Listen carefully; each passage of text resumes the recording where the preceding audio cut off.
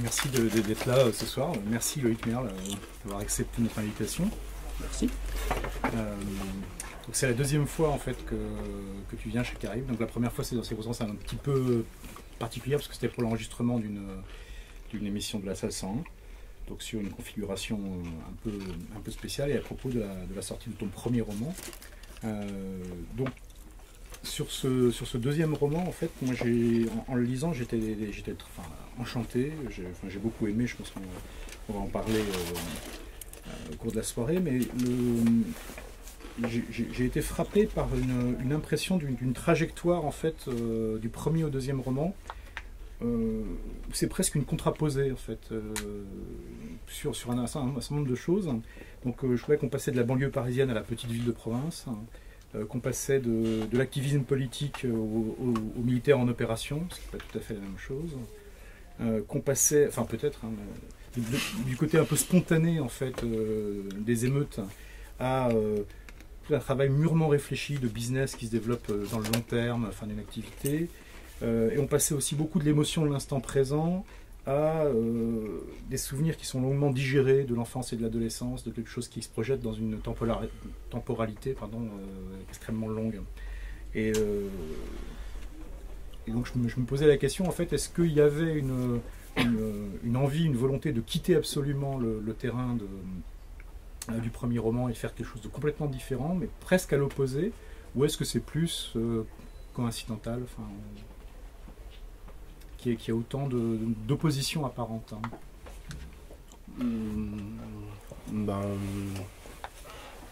Je sais pas, après pour moi il n'y a pas grand chose qui préexiste à l'écriture.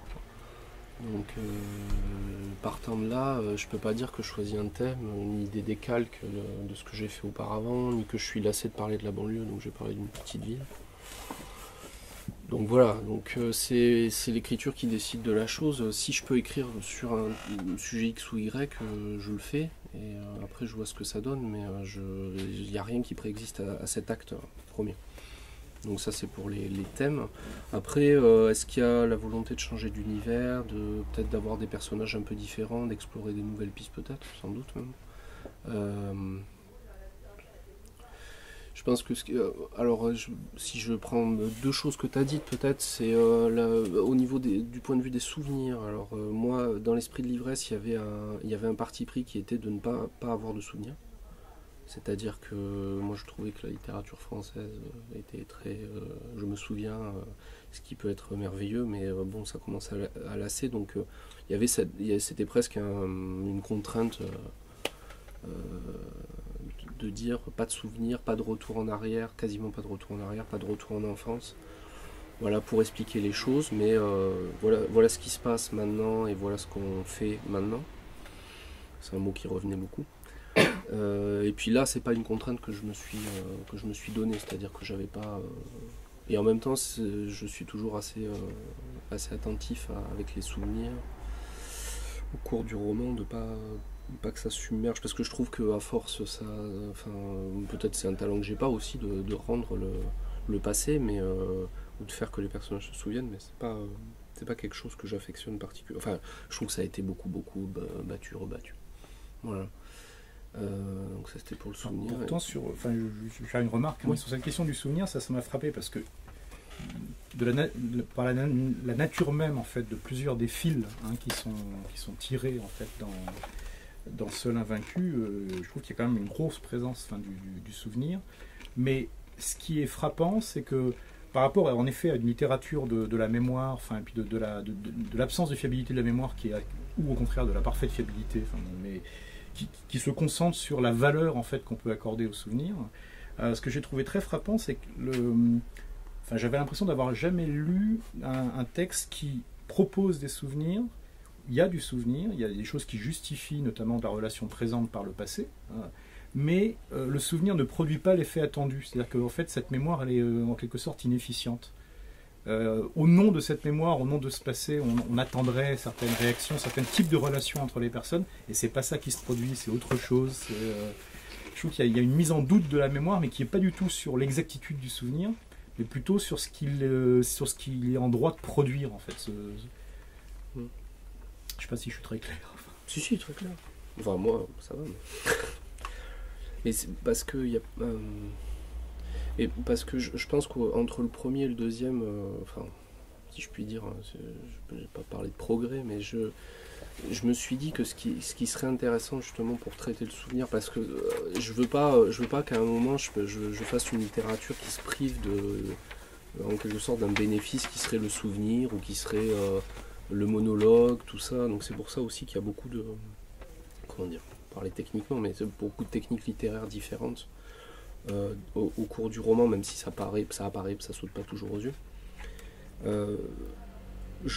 Il me semble que dans la vie qu'on vit tous les jours, en fait, les souvenirs, alors peut-être produisent pas l'effet attendu comme tu disais, moi je dirais ça autrement, c'est-à-dire que ça soit le rêve, le souvenir, et particulièrement la vie de l'esprit, si je puis dire, alors, si on peut résumer comme ça, la vie de l'esprit produit des effets qui sont non pas inefficients mais inattendus, et en tous les cas produit une vie qui n'est pas propre, c'est-à-dire, là je ne sais pas si je m'exprime clairement non plus, mais c'est-à-dire que un rêve peut être aussi important que quelque chose qu'on a fait dans la journée, par exemple. Et il me semble que rendre, à la limite, le rêve aussi, comment dire, aussi palpable, aussi prégnant que le fait qu'il aille à l'hôpital visiter son ami, ça m'intéresse beaucoup, ça m'intéresse de plus en plus, et je pense que c'est vers ça que je me dirige. Si je dois parler de composition romanesque. On va en parler justement dans un instant de composition, je pense, mais simplement je m'aperçois, je suis désolé, hein, j'ai omis, pour les personnes qui n'ont pas lu le livre, en faisant attention quand même, parce qu'on a horreur de révéler des éléments d'intrigue, on aime bien que le lecteur puisse les découvrir, se faire surprendre, se faire désarçonner, quand justement il se passe des choses qui ne sont pas en mode automatique total. Enfin, des spoilers, quoi, pour parler clairement, mais simplement pour truc, on parle là d'un militaire français en fait qui est posté en ce qu'on appelle opération extérieure, OPEX, Charles, et qui est brutalement rappelé à sa ville natale, donc qui s'appelle C, alors qu'il s'était plus ou moins juré d'oublier cette ville, lorsqu'il apprend par un message très laconique en fait que Kérim, qui est donc un ami, un fantôme un peu tout droit sorti de son adolescence, qui se débat à l'hôpital avec ce qu'on appelle en général une longue maladie, et qu'au début on ne sait pas exactement ce que c'est, on apprend assez rapidement qu'il s'agit d'une leucémie.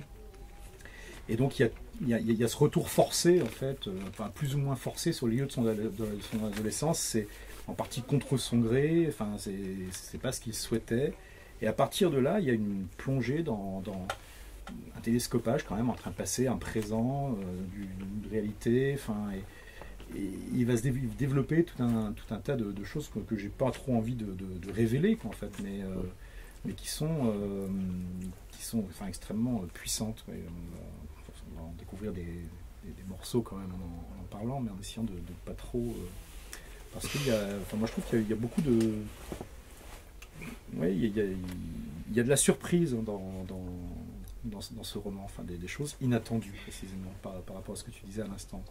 C'est un polar, faut le dire. Je crois que c'est un thriller. En fait, on s'est raté, mais j'aurais dû dire ça, un polar. Ça serait mieux vendu. Là, il y en a acte noir, donc. Voilà, je suis con en fait. Donc le personnage de Charles Zali, donc il revient dans la ville de sa jeunesse, après 7 ans, donc après avoir reçu ce message et pour revoir son ami Kérim, qui a été un personnage qu'il a admiré, presque aimé, quand c'était son mentor, et qui était un personnage vraiment flamboyant, complexe.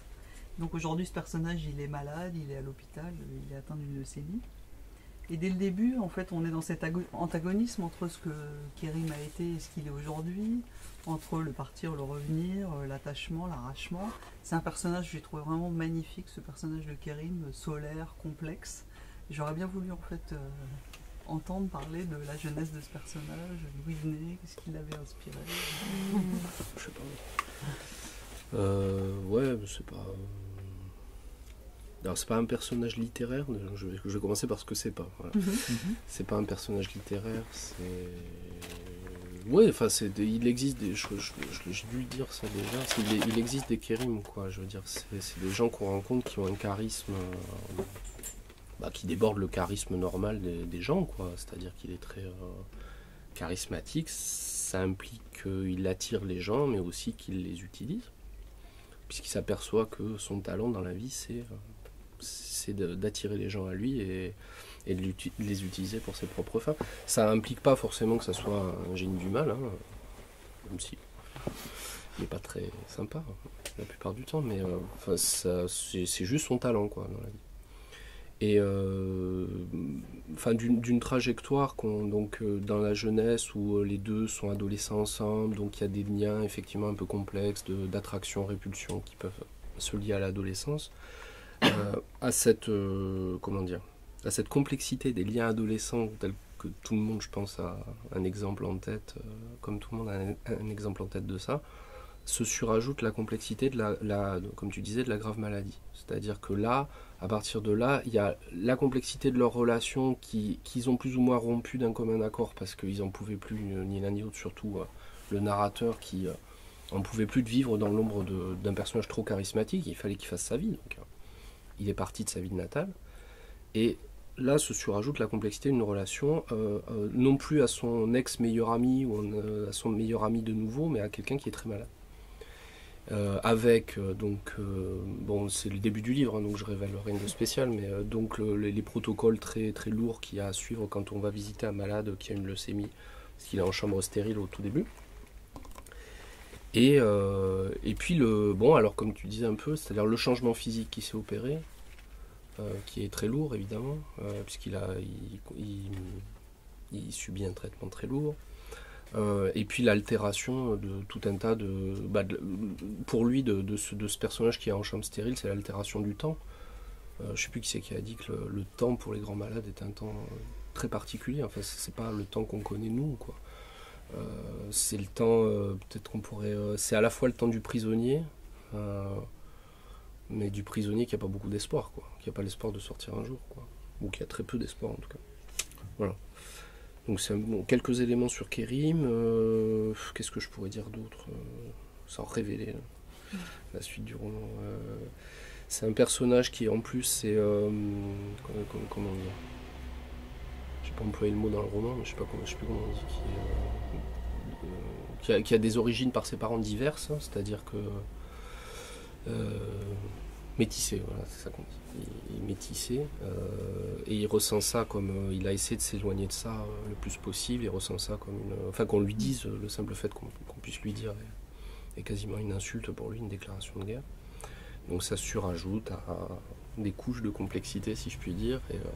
Et là-dessus, le narrateur arrive pour le visiter presque en toute bonne foi, sans trop savoir ce qui lui arrive, mais lui, il découvre une situation et un personnage qui est encore, à la limite, encore plus complexe que celui qu'il avait connu avant, et il a évidemment du mal à s'y retrouver. Voilà. Je sais pas si... Ouais, mais justement, on a l'impression... On va peut-être lire le tout début, enfin justement, puisque ça... Une question. Qu'est-ce qui est plus complexe alors pour expliquer un peu? Pourquoi est-ce qu'il est plus complexe? Parce que c'est... Je vais me lever.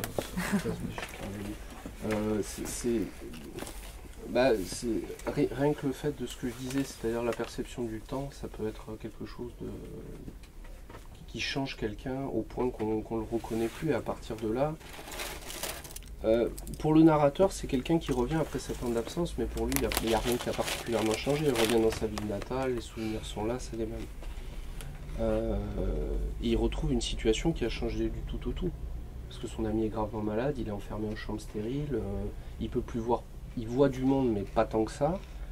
Et du coup, l'autre essaie de jouer à je suis comme avant, il n'y a pas de problème, je suis aussi fort qu'avant, aussi charismatique qu'avant, mais c'est quand même difficile parce qu'il a le corps ravagé, quoi, tout simplement.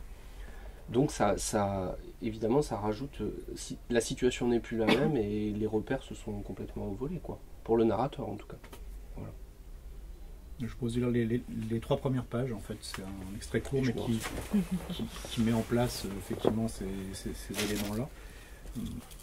Il est vrai qu'après avoir reçu un message alarmant à son propos, dans le désert où je me trouvais alors, j'avais laissé en plan mon coûteux matériel militaire et quitté l'uniforme, pensant tout juste à demander la permission de partir. Et c'est un fait, je m'étais envolé vers lui, même si j'avais dû faire escale entre-temps, et patienter toute une semaine sur une île, buvant et vomissant beaucoup, tout de même, j'avais la sensation de voler d'une traite. puis sitôt atterri d'avoir roulé vers lui à toute allure. Mais une fois revenu dans ma ville natale, à C, devant la clinique, je repris mes esprits. Les choses n'avaient guère changé. Une certaine atmosphère, pesante comme le brouillard qui stagnait et pénétrait les os, attaquait les os. Je sentais à nouveau le poids de la montagne, ses bras m'étreindre, l'ombre de la grande montagne que j'avais fui des années auparavant, derrière moi. Le décor dans l'ensemble, le complexe hospitalier, était demeuré celui que dans mon souvenir, tout au bout de l'adolescence, j'avais fini par détester. Une énorme cage aux barreaux de béton effrités, dans laquelle, par manque d'argent et de considération, on entassait les malades. Bien que ma grand-mère y eût fait le ménage pendant plus de 30 ans, et dépensé la plus grande partie de sa force et de sa joie, si bien qu'il ne nous était plus resté à nous, sa famille, que les miettes, je ne savais presque rien de la vie de la clinique, si elle différait profondément de la mienne, rien des douleurs et des délivrances des patients. Je ne m'étais jamais représenté l'angoisse des familles, les préoccupations des médecins, des visiteurs perdus, jusqu'à aujourd'hui. Je n'avais rien voulu savoir. Mais maintenant que j'y songeais, sous le vent démesuré de l'entrée principale, peut-être parce qu'il me semblait entendre comme venu de ses entrailles la rumeur d'un culte inconnu, ou peut-être parce que je ne savais pas du tout à quoi m'attendre une fois à l'intérieur, j'avais l'impression de me tenir sur le parvis d'une église. Je me rappelais soudain n'avoir averti personne de ma venue. Mais une curiosité architecturale, disons une curiosité d'homme peu instruit, me poussa à pénétrer le plus impressionnant des bâtiments, et je me retrouvais dans un vaste vaisseau où, pensais-je, des centaines de cadavres à la peau encore chaude auraient pu être entassés sous le haut plafond, probablement embaumés pendant un temps dans la lumière douce filtrée par les murs de verre successivement jaunes et bleus. Un peu écrasé et hésitant, je m'engageais sans hâte dans un défilé de petites portes situées sur les bas-côtés, comme autant de chapelles aux noms étranges. Exploration fonctionnelle, cytologie pathologique, cryothérapie. Puis laissant sur ma gauche les déambulations mélancoliques de la cafétéria, je pris un ascenseur qui me jeta au 3e étage, devant le service d'hématologie où se combattaient, paraît-il, les maladies du sang. À la vue des lourdes portes abattant de l'entrée, dont l'ouverture paraissait réclamer un mot de passe que je ne connaissais pas, il me sembla être sur le point de pénétrer un territoire interdit et dangereux. Bien sûr, il se pouvait qu'à peine sorti de ma zone de guerre, mon imagination me joue des tours.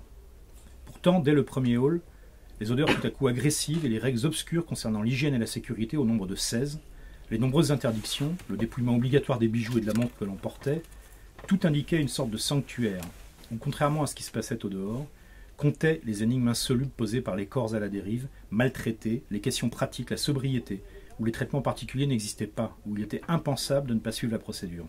Je crois qu'il s'agissait, avant de franchir le pas, d'oublier qui l'on était. Mal à l'aise, livré à moi-même et craignant de commettre un impair, j'attendis désespérément de l'aide et je restai un long moment dans le hall sans oser faire quoi que ce soit, lorsqu'une infirmière apparut et se dirigea vers les casiers du vestiaire sans un regard pour moi. Lorsque je lui demandai ce que je devais faire, un peu agressif malgré moi, et la direction de la chambre 303, elle se retourna agacée et me regarda de ces yeux-là comme s'il lui était extrêmement pénible de répondre, et que cette même punition, parler à des gens qui ne savaient pas, qui n'avaient aucune idée de ce qu'elle vivait, lui était infligée jour après jour. Puis elle soupira bruyamment, et sans mot dire, attrapa mon menton et fit pivoter ma tête avec 2 de ses doigts, crochus et froids, jusqu'à ce que je voie l'affiche très visible et collée de travers, qui détaillait la marche à suivre pour les visites et le plan du service avec la position exacte de chaque chambre. C'était la première heure du matin, et j'avançais sans bruit, frappé par le silence qui régnait, seul dans l'unique et interminable couloir du service. De part et d'autre, la plupart des chambres étaient ouvertes pour les soins, la toilette ou le ménage, mais regardant droit devant moi, j'essayais de ne pas satisfaire ma curiosité de ce que pouvaient subir les malades et du spectacle de leur maladie. Cependant, malgré mes efforts, je ne pus m'empêcher de jeter de rapides coups d'œil pour savoir un peu ce qui m'attendait, c'était cela, pour ne pas être pris au dépourvu. Et je m'aperçus que toutes les chambres, strictement identiques, étaient pourvues d'un vestibule dans lequel chaque visiteur devait, avant d'être autorisé à approcher le malade, se laver consciencieusement les mains, puis se vêtir d'une blouse, d'une charlotte et d'un masque. Ce qui m'intéressa, c'est que cette préparation, qui était comme une préparation au pire, n'était pas aveugle.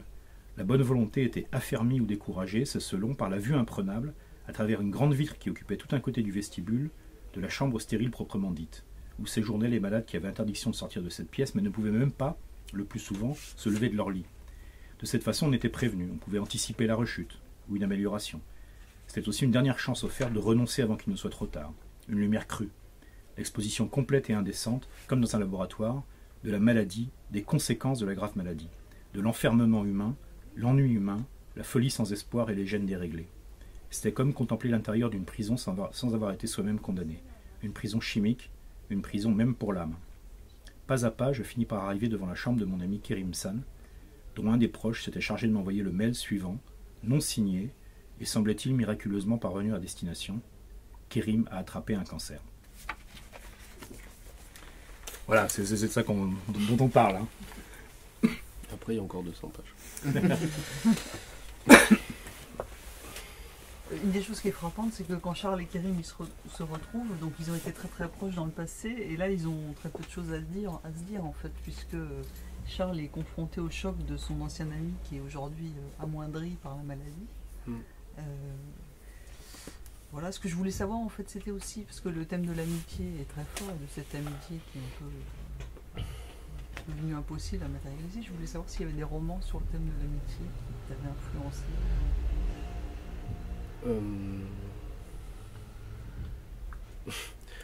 Bah, comme je disais, comme il n'y a pas grand chose pour moi qui préexiste à l'écriture, je sais pas vraiment, j'ai pas choisi le thème de l'amitié, quoi. Donc si j'avais pas de guide bien précis. Au cours de l'écriture, j'ai pu avoir en tête Gatsby. Même si j'ai toujours un peu en tête Gatsby quand j'écris de manière générale. Ça me paraissait aussi être un des romans de l'amitié déçue, qui pouvait. Alors c'est pas tant un guide que les trucs qu'on ne doit pas faire pour pas faire pareil que Fitzgerald dans Moins bien. Non, mais c'est bon, voilà, c'est les repères qu'on doit avoir, je pense, quand on écrit quand même. Alors ouais, je sais pas, en tête, j'avais pas tellement des romans de l'amitié en fait. J'ai beaucoup eu un roman de Bolagno en tête. Étoile distante. Mais c'est plus du point de vue composition et narration, je dirais. Mais c'est pareil, j'ai souvent des romans de Bolagno en tête quand j'écris. Donc voilà. Mais pas spécifiquement de romans de l'amitié en tout cas. Peut-être ces deux romans en tête, oui, je crois me souvenir de ça.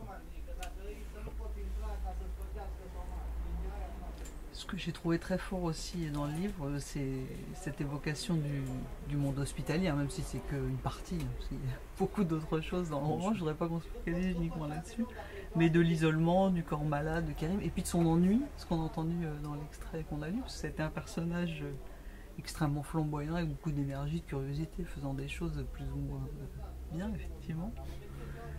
Mais cette évocation du monde hospitalier, son isolement, son ennui, c'est extrêmement fort. Ça m'a rappelé notamment ce que faisait Maëlys de Kerangal dans Réparer les vivants. Donc je voulais savoir comment tu es entré dans ce monde-là, ce monde de l'isolement, de la maladie.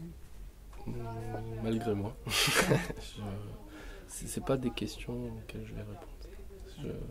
Non, mais c'est pas mal de la poser, mais ça me regarde et en plus c'est pas tellement enfin c'est un rapport à la vie privée en général, mais enfin la vie qu'on mène en dehors des livres, mais ça a aussi rapport au fait, enfin j'ai pas quand j'ai écrit l'esprit de l'ivresse, j'ai pas participé à des émeutes. Et voilà, donc je pense que c'est quand même une chance formidable qu'on a dans la littérature de pouvoir, à partir des sentiments qu'on éprouve, je sais pas, je vais dire n'importe quoi, mais en allant à sa banque, de pouvoir éprouver peut-être les mêmes sentiments qu'un émeutier en banlieue. Possiblement. Voilà. Ça paraît assez peu lié, mais la littérature permet ça, je pense. Et en tout cas à l'écrivain et peut-être au lecteur. Donc c'est quelque chose il me semble qu'on doit quand même, enfin moi j'entends préserver au maximum. Ça veut dire pas livrer beaucoup de détails qui soient dits véridiques, vraisemblables, ou c'est ma vie, vous comprenez, j'ai été malade, etc. Je tique un peu, et tu parlais de Maëlys de Kerangal, moi je sais pas une littérature dont je raffole, quoi. Moi j'appelle un peu ça la littérature de l'ingénieur. Ça veut pas dire que Maëlys de Kerangal n'a pas de talent, qu'elle fait pas des bons livres, etc. Mais je trouve qu'il y a un trop plein de ça, quoi.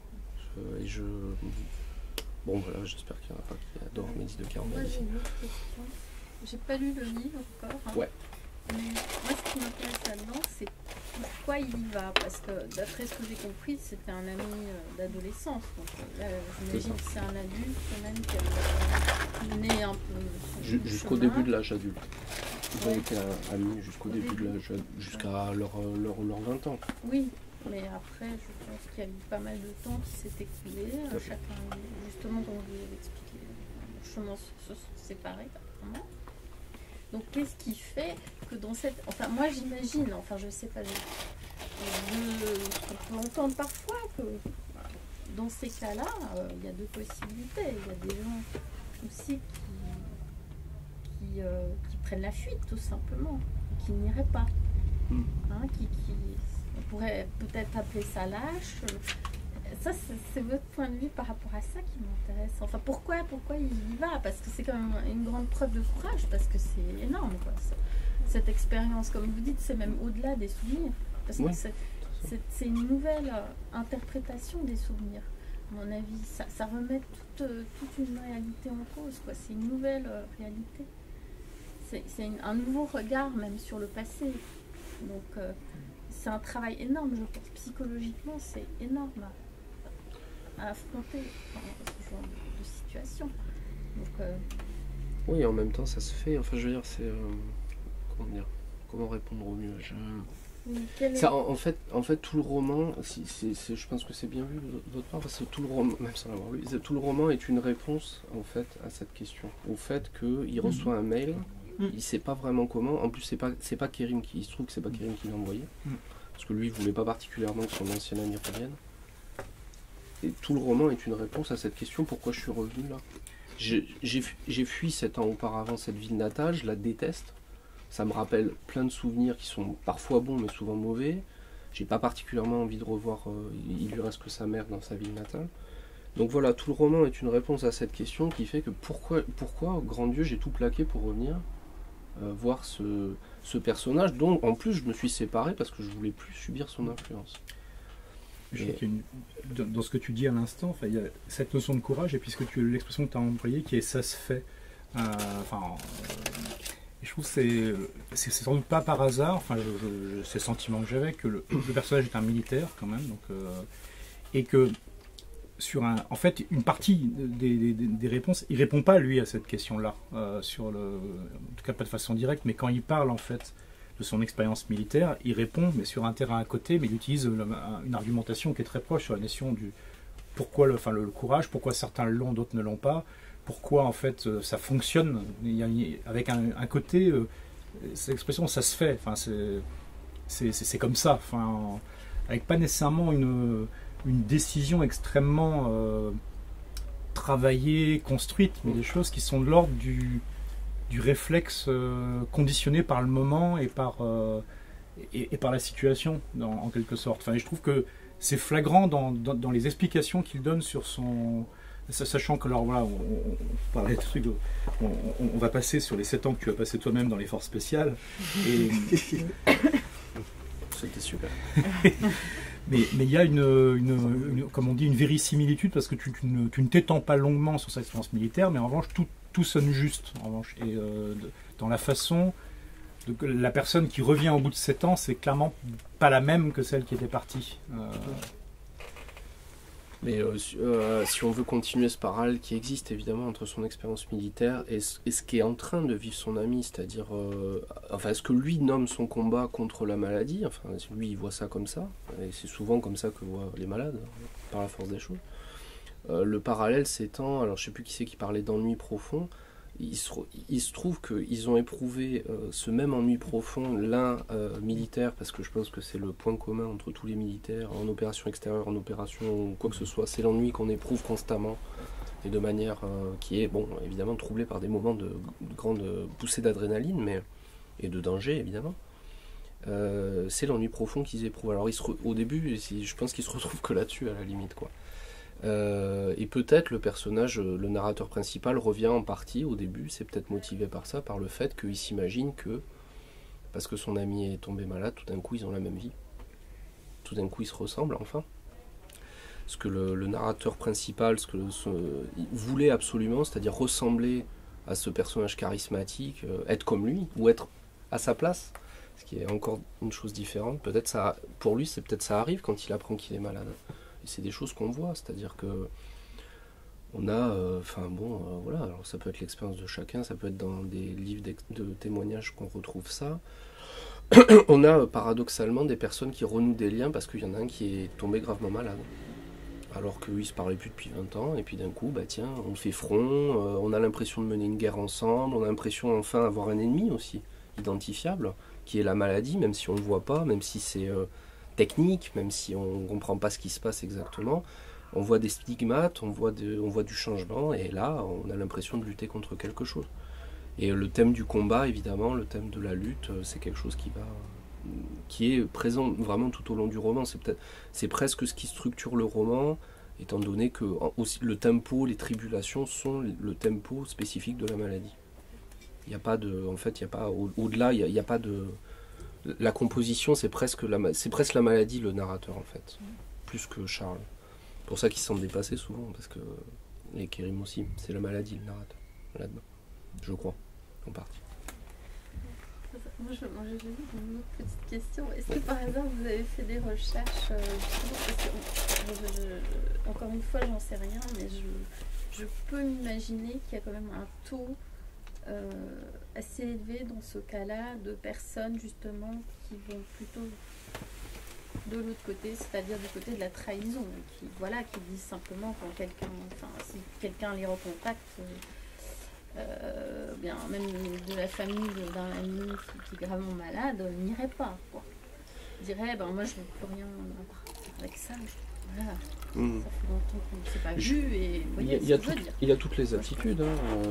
Il n'y a pas de. Alors, bon, sans parler.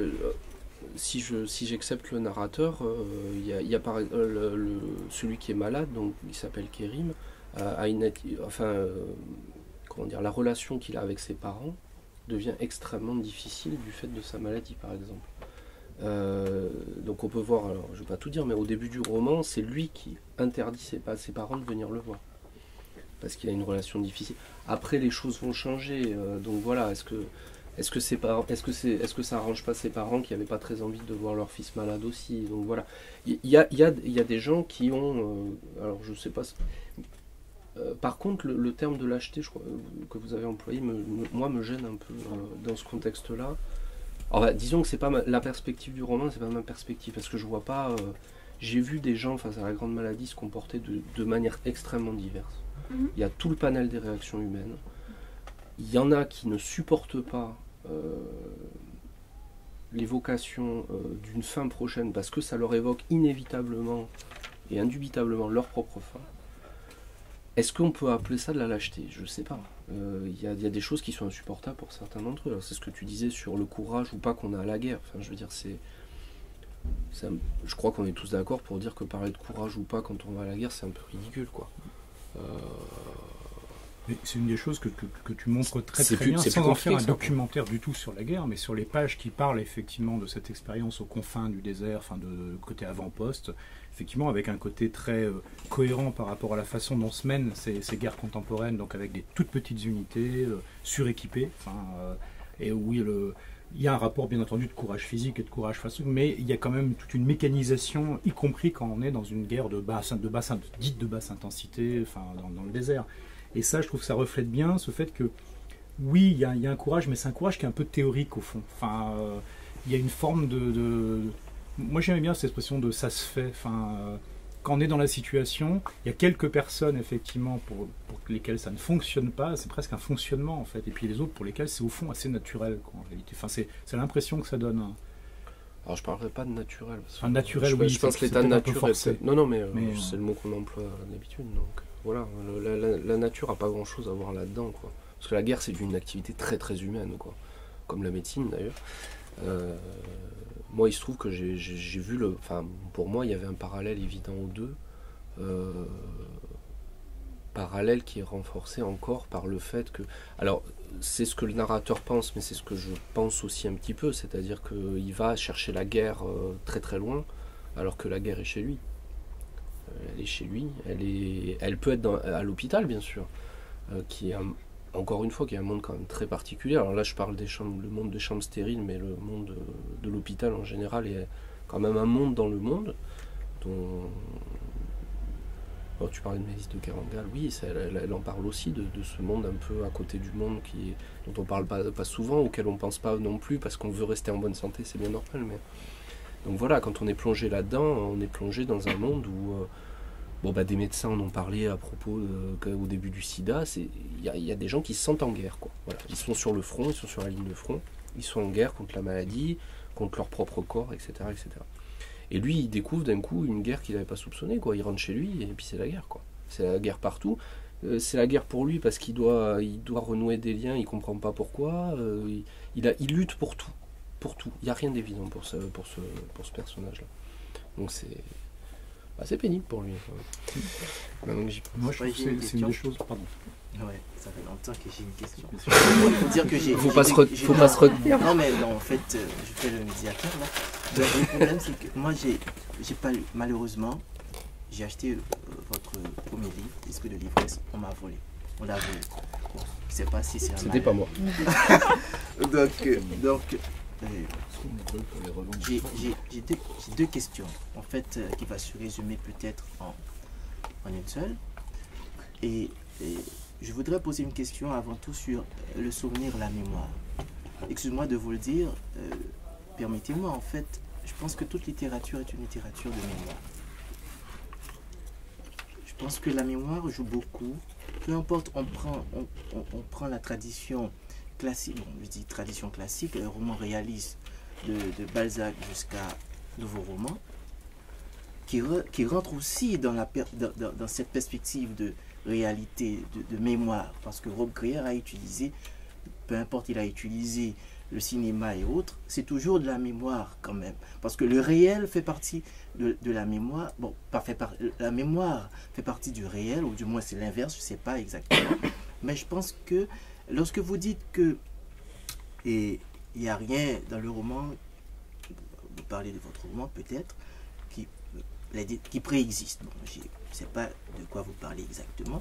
Je trouve que c'est un peu, comment dire ça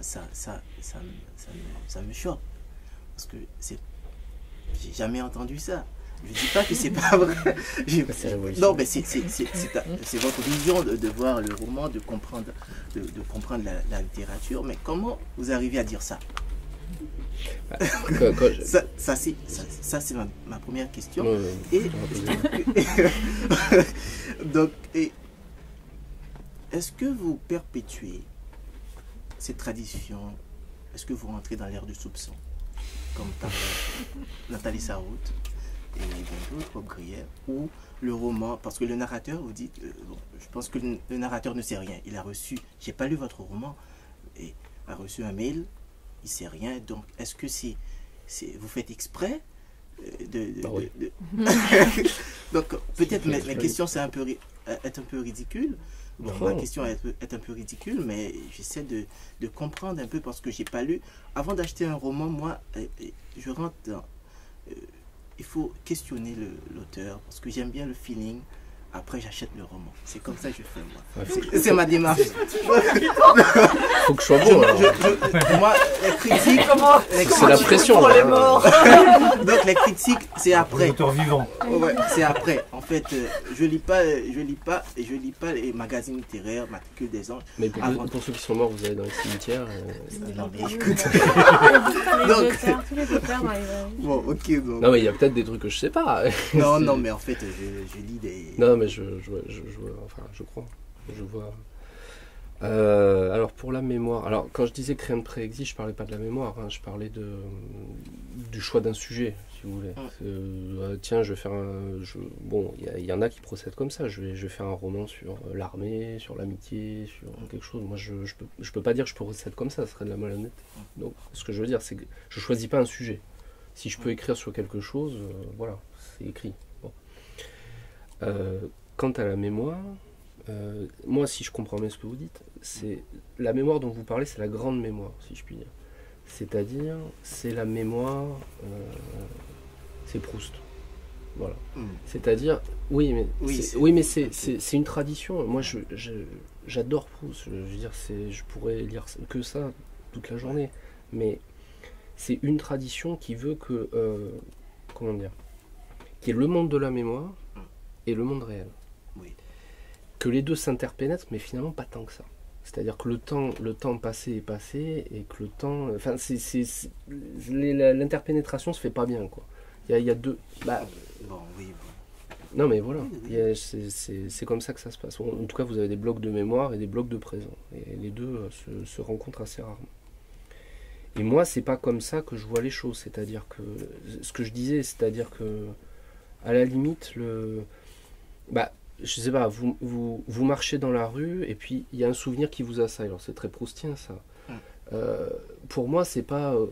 je pense pas que ça soit comme Proust une sensation qui vous fasse découvrir le temps suspendu, c'est-à-dire le temps qui n'existe plus, la félicité, tout ça.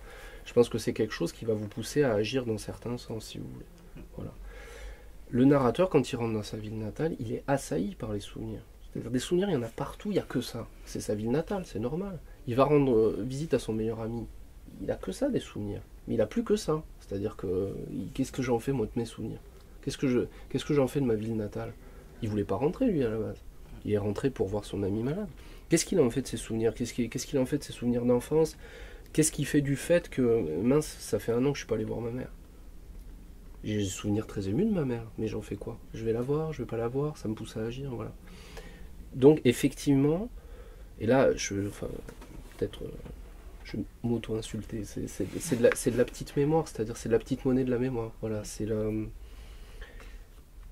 les petits souvenirs qu'on a tous les jours et qui sont jamais, me semble-t-il, des grandes homélies proustiennes, quoi. Enfin, je veux dire, des grandes découvertes. J'ai ma Madeleine, d'un coup, il y a tout un monde qui se recrée, mais bon, et c'est très beau, mais on sait bien que ça se passe pas comme ça. Voilà. Et ça me permet de mettre aussi divers éléments qui sont pas seulement ceux de la mémoire, mais que j'en parlais, je prenais cet exemple, celui du rêve, par exemple. Moi, moi, je sais pas si ça vous arrive, je suis peut-être bizarre comme personne, mais moi, ça m'est arrivé de faire des rêves très prégnants et d'en être pendant 2 jours, de pas savoir où j'habitais parce que à cause de ça. Oui, non, mais voilà, qui sont eux-mêmes associés aux souvenirs. Ça peut être des rêves qui associent des souvenirs, machin, des trucs extrêmement forts émotionnellement, et puis d'un coup, vous vous couchez, vous savez très bien comment vous êtes, ça va très bien, tout ça, et puis vous faites un rêve qui vous bouleverse, et puis d'un coup, vous vous réveillez, vous savez plus qui vous êtes, quoi. Voilà. Et c'est de ne pas seulement, alors ce que je disais sur la littérature de la mémoire, c'était pas péjoratif, hein. Enfin si, c'était péjoratif en fait. Maintenant que j'y pense. C'est-à-dire que c'est la composition la plus facile du roman français, c'est je me souviens, c'est-à-dire souvenir, présent, souvenir, présent, souvenir, présent. Et en installant une relation extrêmement mécanique entre les souvenirs et le présent. Comme j'ai été un enfant battu, je fais ça aujourd'hui. Voilà. Donc c'est du roman psychologique en fait, Ouais. très, très psychologique. Et ça vraiment, alors voilà, c'est très précisément, moi déjà je peux pas le faire et puis je serais très mauvais sûrement à ça et c'est quelque chose que je veux pas, j'aime pas lire ça, donc j'aime pas l'écrire. Voilà. Je sais pas si j'ai répondu complètement à votre question. Mais c'est... Voilà. Mais c'est pas, pour revenir sur l'ère du soupçon, tout ça, moi alors vraiment... Comme les rêves et les souvenirs sont des choses assez prégnantes, sont des choses qui sont très réelles pour moi, c'est pas du domaine c'est pas la vie de l'esprit, les trucs éthérés. Une idée, c'est très réel pour moi. C'est comment ça se fait, c'est comment ça se passe. C'est très réel pour moi. Dans cette perspective, les livres sont quelque chose de très réel pour moi. Donc les gens alors moi, l'écrivain, je me sens très réel, mais les personnages, à la limite, sont très réels pour moi. Il n'y a pas de... Enfin, si, il y a une séparation là, quand même. Je suis pas complètement. Je vais rebondir sur ce que tu dis là, parce que justement, dans ce côté, je trouve que pour moi, c'est quasiment la 3e guerre, en fait, qui est menée dans ce livre. Enfin, il y a la maladie, il y a la guerre de l'expérience directe du narrateur, et il y a effectivement une guerre contre la mémoire, ce qui est très paradoxal, parce que, effectivement, comme tu dis, généralement, la mémoire, elle est là, le souvenir, il vient, et puis il influence le présent. Là, le narrateur se débat du début jusqu'à la fin, quasiment, pour neutraliser, en fait, cette intrusion, en fait, des souvenirs qu'il ne souhaitait pas, enfin, et qui se retrouve un peu à son corps défendant. Et c'est vraiment cette notion d'intrusion. Moi, je trouve ça extrêmement faulknérien, tu vois, le fait que, justement, ça lui rentre dedans, et en fait, il cherche des méthodes. Je trouve qu'il y a un gros enjeu autour des questions du pouvoir dans la relation. Qui pour moi est très central dans le livre, et justement les souvenirs opèrent comme des agents de pouvoir, et ce narrateur il passe son temps à se débattre du début jusqu'à la fin. Enfin, quand il rentre dans l'hôpital, il est déjà en train de se débattre, il se débat sur effectivement pourquoi il est là exactement. Il obtiendra la réponse s'il l'obtient. Je ne vais pas justement spoiler. Voilà. que vers la fin, et encore, on n'est pas sûr. Mais je trouve qu'il y a vraiment, enfin, c'est très guerrier, enfin, dans cette attitude, est-ce que je laisse les souvenirs, la mémoire, le poids du passé, est-ce que je laisse en fait informer mon présent alors que c'est pas du tout ce que je voulais, quoi. Et que là je me retrouve en situation d'affronter, mais presque physiquement, hein, les souvenirs. Il y a un passage un peu plus loin, très peu plus loin, donc c'est pas un spoiler, où il revoit sa mère. Alors que c'est voir sa mère, quoi. Enfin, c'est dire, putain, ça c'est gentillet, quoi. Ça va être tendre, sympathique, enfin peut-être un peu distant parce que le temps a coulé. C'est super guerrier. Enfin, alors que ici, il y a pas de bataille ni quoi que ce soit, mais dans le choc de ces personnes qui sont là, il se dit très peu de choses et pourtant c'est une bataille, quoi. Enfin, moi je trouve en tout cas. Hein. Et c'est une des premières circonstances, mais il y en a plusieurs autres comme ça, où ce narrateur, bon, et je ne parle même pas du rapport avec je ne sais pas si on lira un petit extrait sur le sergent, quand même un personnage assez particulier, hein. Mais effectivement, là, on rebascule dans le fait qu'il y a une... Je trouve que il se débat, ce narrateur, vraiment, hein, il se débat. Enfin... Non, il galère. Ah, oui. il galère sévèrement, quand même. Hein. Mais parce que c'est quelqu'un qui à un moment s'imagine un homme nouveau, quoi. Il y a cette notion-là, quoi. Il veut se réinventer, lui. Il se trouve qu'il a été le meilleur ami de quelqu'un d'extrêmement charismatique, il a suivi un peu partout, ils ont grandi ensemble. Et à un moment, il faut bien que lui s'invente, quoi. Il faut bien qu'il ait une identité propre. Enfin, en tout cas, il ressent ce besoin et il fuit, quoi. Il part pour se réinventer. Enfin, c'est ce qu'il pense. Et puis retournant dans sa ville natale, peut-être en imaginant que ça ira, parce que mais 7 ans quand même. C'est le retour du fils prodigue, quoi. Il a tellement changé, il est tellement maintenant, il a fait la guerre, il est fort, quoi. Bah, il découvre que déjà tout le monde s'en fout qu'il revienne, qu'il a pas, qu'il arrive pas, il a plus de repères, il sait plus où il en est, quoi, tout simplement. Puis en plus il y a ce fait que, ayant été soldat en zone de guerre et ayant pas vraiment eu de transition entre le retour comme ça se passe en fait en réalité, il y a des retours traumatiques aussi de la mémoire, c'est-à-dire qu'il y a des scènes aussi de guerre, quoi, qui lui reviennent et dont il veut pas. Là, parce que là, il sait ce que ça signifie quand ça revient.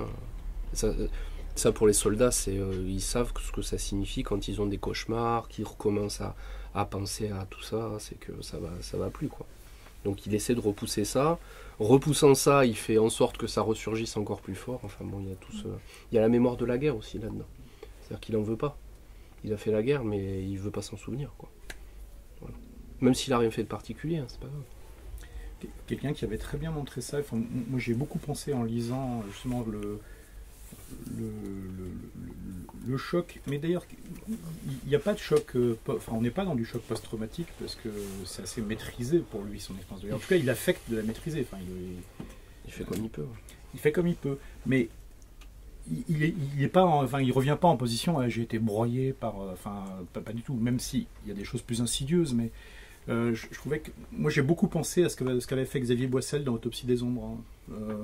Dans une expérience de justement alors là de la non-guerre en fait, mais très insidieuse, c'est-à-dire que c'est un soldat qui revient, donc un volontaire, hein, en ex-Yougoslavie, en pacification pour l'ONU, et qui n'a pas tiré une fois, hein. Enfin si, il a tiré sur des chiens et des chats dans une ville désertée pour lutter contre le risque d'épidémie. Mais avec tout le décorum professionnel qu'il faut mettre en œuvre, y compris parce qu'il suffirait d'un sniper pour évidemment. Donc même si on ne rencontre pas d'ennemi, l'ennemi c'est le Serbe narquois en fait au barrage pendant la journée qui fait rien et puis qui fait éventuellement des choses la nuit, mais on ne sait pas, quoi. Et donc il y a ce côté très insidieux. Et en revanche la transplantation instantanée, pareil, en 24 heures de se retrouver finalement en France au milieu des supermarchés, le week-end en train de faire ses courses, il y a d'un seul coup une espèce de tremblement en fait qui Comment c'est possible, de juxtaposer ces deux réalités-là. Et j'ai l'impression que il s'appuie énormément, je trouve, ce narrateur, sur son expérience militaire. Ce que tu disais, c'est quand même c'est le ciment qu'il s'est construit, qu'il s'est donné pour affronter la vie, et pour exister. C'est tout ce qu'il a, quoi. C'est son identité. Et donc il s'appuie à mort dessus et ça se dérobe. Parce que c'est pas très opérant pour ce qu'il est en train de faire. Et puis qu'il n'y a plus personne pour lui donner des ordres. C'est très... pour lui, c'est... Je fais partie de la foule qui n'a pas lu Pardon. Incroyable. Mais ça Je pourrais y remédier très rapidement. Une question qui me vient en écoutant le débat, c'est est-ce que c'est pas un personnage qui refuse de faire sa psychanalyse d'une certaine manière? Et je dis ça de manière... c'est très bien de faire une psychanalyse, hein. C'est pas du tout... je présente pas du tout ça, mais c'est-à-dire que j'ai l'impression qu'on n'arrête pas de parler d'inconscient, et d'inconscient très très refoulé, quoi, où il tient les choses à distance. Quand vous parliez de petite mémoire tout à l'heure, c'est un peu comme ça que je le vis aussi, c'est-à-dire qu'il y a tout un tas de souvenirs qu'on n'aime pas, dont on n'a rien à faire, qui nous emmerdent, mais qui sont là, quoi. Donc on n'a pas le choix de les...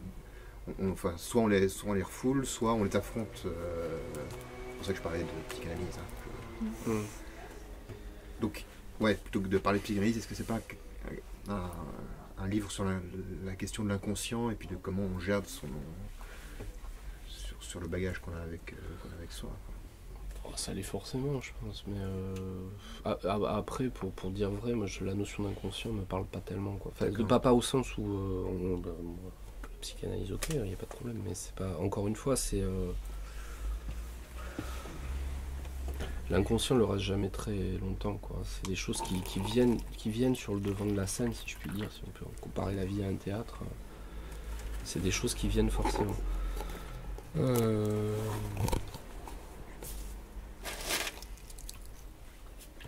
Après, pour parler du personnage, c'est pas quelqu'un qui irait faire une psychanalyse. Ouais. Mais les soldats vont pas faire psychanalyse. Il n'y a pas de... D'une part parce que c'est très difficile de psychanalyser un soldat, d'autre part parce que c'est des gens qui, quand vous avez vécu des expériences limites, et ça c'est pas que la guerre, hein, ça peut être aussi la grande maladie pour le coup, vous avez l'impression très forte que personne pourra vous aider. Ouais. Ce qui est souvent faux. Mais enfin, il y a quand même cette impression-là. Donc lui, il est seul contre tout le monde. Hein, je veux dire, comme disait, il revient en plus dans une société qui n'en a pas grand-chose à faire de ce qu'il fait. Non, mais le titre est extrêmement fort parce que franchement, c'est un titre qui te laisse pendant au moins 100 pages. Tu n'établis pas nécessairement le truc, et puis le titre impose sa force au fur et à mesure, et quand tu refermes le livre, tu dis effectivement, ce titre exprimait parfaitement en fait dans toute sa compacité en fait, et le fait que ça peut vouloir dire quand même pas mal de choses, Seul invaincu, hein, mais justement je trouve que c'est rare, hein, d'avoir un titre qui est aussi comment dire, qui est prémonitoire et qui apparaît dans toute sa splendeur en fait au moment où tu refermes le livre, quoi. Tu dis c'est exactement ça, quoi. C'est pas évident en fait, à des titres où on en parle, enfin après surtout quand on parle de titres de traduction là, souvent c'est un peu l'horreur même. C'est pas le plus facile, ça, je pense. Ouais, je suis d'accord. On lit un autre extrait peut-être. Pour autant que je m'en souvienne, l'indifférence des gens cette année-là envers moi, envers mes camarades de combat ou leurs propres existences était remarquable. Et l'emballement du cœur et l'espèce de course permanente vers l'abîme de la ville tout entière étaient à la mesure de ce mépris de soi. C'était enivrant, plus enivrant en vérité que mon ennuyeuse zone de combat. Tous les militaires en permission se retrouvaient à Paris dans les mêmes quartiers. Nous vivions intensément, du moins avions-nous cette impression, dans la hantise d'un rappel anticipé en cas d'accrochage ou d'offensive soudaine de l'ennemi. Même si parfois une canette de bière à la main, je m'arrêtais en pleine rue, frappé par cette pensée que je ne savais pas du tout, Je ne me rappelais plus qui était-ce et quel était le nom de cet ennemi. Sans nous côtoyer, nous nous croisions assez souvent et nous ne manquions jamais de nous saluer d'un léger mouvement de tête. Il était préférable de ne pas s'ignorer complètement, pour cette simple raison que, dans l'état d'exaltation, pour ne pas dire plus, où nous nous trouvions jour et nuit, le plus insignifiant prétexte suffisait à déclencher une bagarre qui, en laissant s'exprimer une extrême violence dont quelques-uns, parmi les plus intoxiqués d'entre nous, ne pouvaient désormais plus se passer, aurait nécessairement mal tourné. Cela fait, nous espérions ne jamais nous revoir. Sans avoir à parler, sans avoir jamais servi ensemble, nous ne nous connaissions que trop bien. Et je savais que la nuit, en plein cauchemar, contraints d'expulser l'air toxique qu'ils n'avaient pu éviter de ramener avec eux du Mali ou du Liban, et qui congestionnait leurs poumons, beaucoup se mettaient à hurler. Se fréquentant, il aurait fallu évoquer ces cris, ce serait immanquablement venu sur le tapis. J'avais rencontré pourtant, au cours de ma dernière permission, un homme d'un grand intérêt, un sergent. Celui-là même qui, de manière désintéressée, m'avait mis en contact avec Lily. En très peu de temps, nous devînmes proches, même si le terme ne paraît pas convenir tout à fait. Il était légionnaire et para, depuis quelques années stationné non loin d'Aden, mais c'est ce que je crus comprendre à quelques remarques voilées qu'il fit lors de nos conversations, par ailleurs sans queue ni tête. Il poussait quelquefois, avec un groupe réduit qu'il dirigeait, des pointes jusqu'à Damas ou Sanaa, clandestinement à ce qu'il semblait. Contrairement à moi, les risques fous qu'il prenait pendant ses missions le motivaient, malgré un âge avancé, lui-même se moquait souvent de son âge, disait n'être plus bon à rien, que ne compensait pas l'expérience, pas dans la Légion, disait-il, pas chez les parachutistes. 4 ou 5 après-midi de suite, nous avions parlé autour d'un verre, dans le bar très éclairé, brillant de mille feux qui faisait face à mon hôtel, et nous donnait le sentiment d'être 2 étoiles aux yeux mi-clos, en même temps que nous étions exposés, semblait-il, comme dans une vitrine. De temps à autre, mon nouvel ami, mon camarade, se redressait comme s'il s'était réveillé en sursaut, et il se mettait à tourner la tête de tous côtés, finissant par me dévisager d'un air soupçonneux, comme si nous en avions trop dit. Nous parlions parfois très brièvement, parfois beaucoup plus longuement, et j'avais eu l'impression de le comprendre mieux que quiconque, et qu'il m'avait compris mieux qu'aucun autre être au monde. Il me parlait des limites, celles qui nous réfrénaient et celles que nous pouvions dépasser. Il me parlait de ce qu'il avait fait, des blessures reçues et des souffrances physiques infligées qui pouvaient se lire dans l'œil de l'adversaire, même s'il ne disait rien, qui faisait dans son œil comme un bruit assourdissant, comme une explosion qui par la suite passait dans le regard du bourreau. Croyant faire preuve de sagesse, je lui dis « Si j'étais né à une autre époque plus difficile, j'aurais accepté de torturer, j'aurais tué au couteau s'il l'avait fallu. J'aurais obéi sans problème puisque j'étais jeune et qu'on ne peut éviter de vivre pleinement sa jeunesse. » Je lui dis « Nos vies de soldats se ressemblent en fin de compte, moi de mon côté et vous de votre côté. » Ce ne fut que la veille de mon départ qu'il m'interrogea sur mon affectation, mon grade et mon poste, comme si le rétablissement d'une différence nette et tangible entre nous, qu'il avait toujours senti mais qu'il voulait à présent nommer, favoriserait notre séparation en la rendant moins triste et plus logique. Je suis des transmissions, adjudant dans le 54e, répondis-je. Pour le reste, je préférais ne rien dire. Est-ce que vous avez d'autres questions? Moi, j'avais pas vraiment une question, c'était plutôt une remarque dans la lecture. Moi, j'ai beaucoup aimé la construction d'ensemble du roman. Et en fait, c'est marrant parce que quand je le lisais, je trouvais que chacun des chapitres faisait vraiment une entité extrêmement forte. Et je les ai nommés. Chacun des chapitres. Des chapitres. Et voilà, je les ai nommés. Je vais pas le dire parce que ça serait une forme de spoiler, mais j'ai spontanément donné et écrit un titre. Non, c'est une création. Pour chaque chapitre. Création supplémentaire. Et je voulais savoir du coup si c'était une construction, si l'écriture venait au fil du roman. C'est une construction plus simple que pour le premier. Comme il y a un narrateur, si vous voulez qu'on suit tout le long, l'histoire elle est presque donnée, quoi. Bon, les rebondissements, il n'y a pas vraiment de rebondissements non plus, c'est assez linéaire, donc oui, les chapitres, ça n'a pas été un problème particulier de formaliser des chapitres. Enfin, c'est vrai qu'il y a des ellipses après, mais en général, ce que je laisse dans les ellipses, c'est des trucs qui m'intéressent absolument pas. Donc, c'est presque, on pourrait appeler ça 24 heures ou 24 jours de la vie d'un soldat, quoi. Voilà, ça s'écoule pas non plus sur un temps très important. Donc, Donc oui, la composition n'a pas été un problème, c'est assez classique, assez linéaire pour le coup, je crois.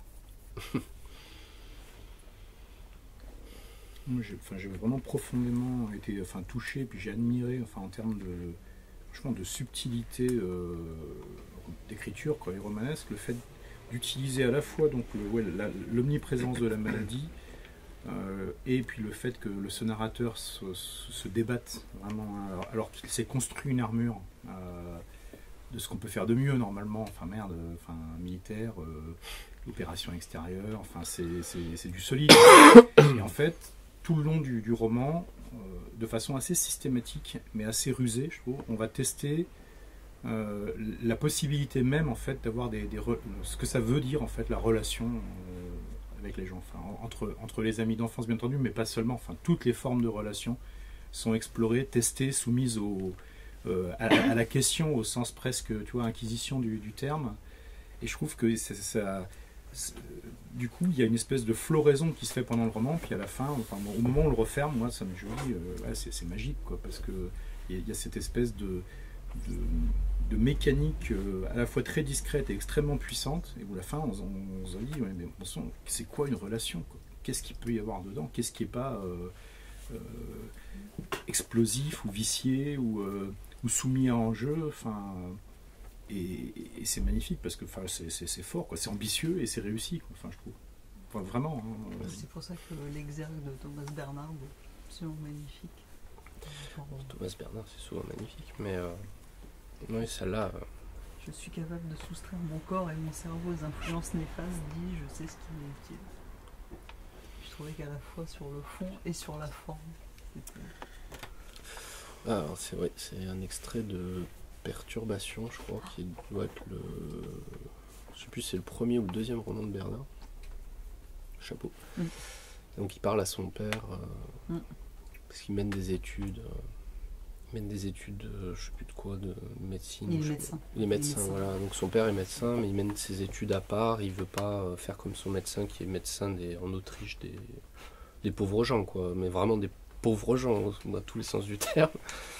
Et donc il dit à son père, je sais ce qui m'est utile, je sais parfaitement choisir mes relations avec les jeunes gens de mon âge, je sais, alors qu'il ne sait pas du tout évidemment. Et c'est ce que tu disais, c'est-à-dire que pour moi une relation c'est toujours subi de toute façon. Et le narrateur se débat avec cette idée tout au long du roman, c'est-à-dire qu'il ne choisit pas ses relations et personne ne les choisit dans une société où effectivement on a l'impression d'eux. Sur Facebook, etc., ou enfin, même sans parler des réseaux sociaux, où on a l'impression de contrôler plus ou moins sa vie sociale, où c'est devenu quelque chose d'essentiel et central dans la vie. On ne choisit pas ses relations. Et les relations qu'on choisit sont les plus mauvaises. Sont sans intérêt en général. Donc, ouais, c'est gay. Ouais. Non, mais c'est des. Après, pardon, je finis. Ça veut pas dire que c'est bien. Si tu parlais de relations viciées, ça veut pas dire que c'est bien ou mal. C'est juste un constat. Il y a des fois, les personnages arrivent à en faire quelque chose. D'ailleurs, ils en font quelque chose parce c'est des attractions qu'ils ne contrôlent pas. Donc, ils doivent absolument. Des fois, ils se soumettent à ça, quoi. Et ça donne de très belles choses. Je veux dire, les souvenirs qu'il a de son adolescence avec cet ami sont très beaux. Je veux dire, il n'y a presque rien qui vient les troubler. Au contraire, il voudrait bien retrouver cette époque un peu d'innocence, presque. Mais disons que c'est quelqu'un qui, je crois, comprend au cours de ce qu'il vit que c'est mieux de comprendre que les relations sont subies et que c'est mieux de le savoir, quoi. Et que ça va l'aider aussi un petit peu. Parce que de ne pas se faire des illusions là-dessus. Il y a toute une façon d'accepter d'être agi, en fait, et voilà. de ne pas passer trop de temps sur une illusion d'une tous azimuts de liberté qui n'existe pas. Du choix, du libre arbitre, enfin, dans cette matière-là. C'est reconnaître ses limites, hein, c'est le roman le plus spinoziste des 10 dernières années. Il faudra mettre ça sur le banc. Il ne faut pas lutter contre son destin, quoi. C'est ça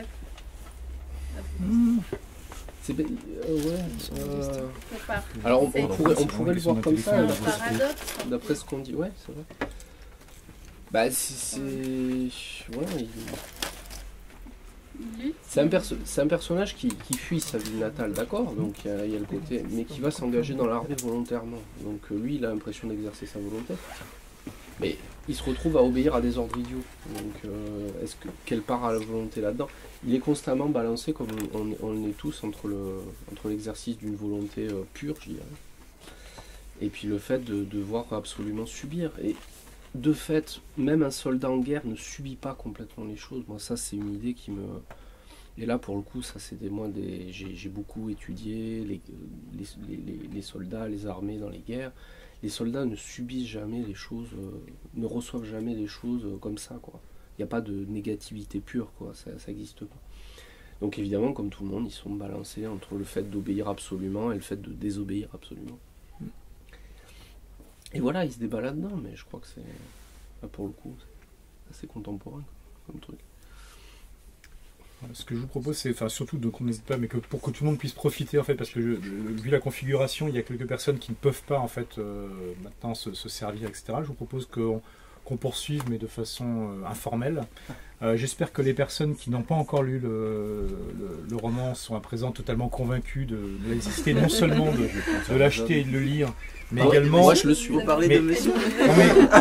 Mais également, n'oubliez pas que c'est un cadeau idéal.